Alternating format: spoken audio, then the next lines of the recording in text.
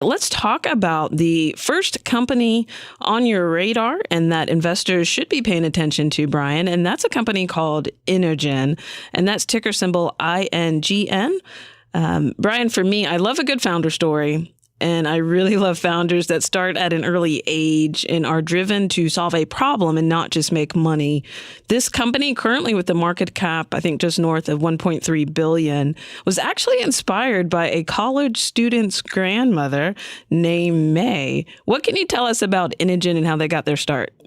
Yeah, really interesting story here. So as you mentioned, one of the co-founders had a grandma named May, and she had a respiratory disease, and her doctor prescribed her oxygen therapy to supplement her breathing disorder.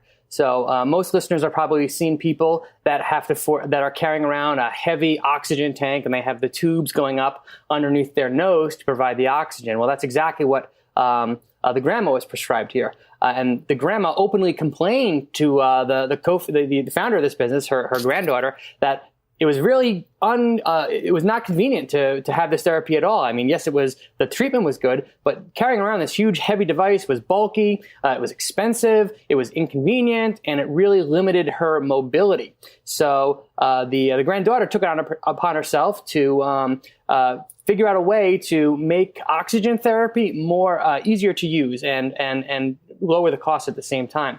So what they developed was the world's first portable oxygen concentrator. So the idea was to actually create concentrated oxygen by simply using the surrounding air. So this is a device that's battery powered, and it's carried around. It's completely wireless, and it just pulls in the surrounding air and concentrates the oxygen that's in the existing air, and then pumps it up to tubes so that the patient can get a higher concentration of oxygen.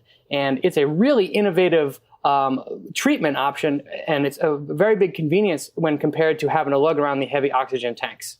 Yeah, like May, the grandmother that inspired the start of Inogen, these patients are limited in their ability to leave their homes. Literally every trip out of the house has to be calculated and precisely planned just to make sure they don't run out of oxygen. So the more portable, the more convenient, the better. And so I love the technology. I love the founding story. But Brian, at the end of the day, do they actually make money? Yeah. So Inogen was founded many, many years ago, and the idea of portable oxygen concentrators has really caught on. So these guys now sell both directly to patients as well as to other companies. They do rentals and they do direct sales, and this company has just been a rocket ship. So sales were about $10 million in 2009. That figure rocketed to $410 million for this year. That's their estimate for this year. So that's 44% compound annual growth rate. And they're now big enough that they are profitable, they're producing free cash flow, and they have about a 10% operating margin. So the financials here are actually very, very good. And this is a company that checks a lot of the boxes that I like to see as an investor. You mentioned they are a company that's just been exploding in terms of sales. They also have plenty of cash on the books, no debt. You mentioned that they're free cash flow positive. They're profitable, and they still have founders that are still there and an experienced CEO at the helm. So for me, those are the things I love to see. But for a company like this, it doesn't mean there aren't speed bumps along the way. Sounds like the future is bright, but they have been, I guess, pivoting their business model recently, too. Is that right? Yeah, exactly. So when I say that this was a red hot stock, I mean red hot. This company came public at $15 a share in about 2014. And last September, they were trading at $280. So just enormous growth. But more recently, they've really, their business has experienced, I think it's fair to say, a speed bump. Their growth has really slowed down. And management said that basically the reimbursement environment is changing. Competition is also picked up, and their their sales hires that they have not been as effective as their previous sales hires. So because of that, their growth rate has really slowed down. More recently, they guided down for the full year, and their stock has dropped basically from 280 less than a year ago to about 60 today. So it's been a pretty gut-wrenching stock to hold for the last couple of months. But a lot of the attributes that we still like about this company are still in place. Like you mentioned before, debt-free balance sheet.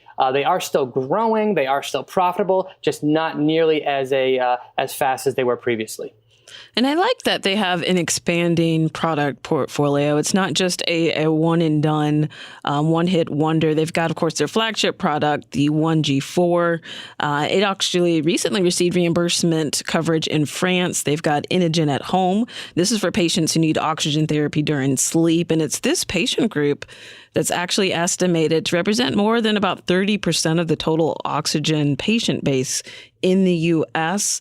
Just in the first quarter of this year, they launched the Inogen 1G5 in their direct-to-consumer channel, and that's rolling out domestically in the business-to-business channel, then to international business-to-business channel by the end of the year.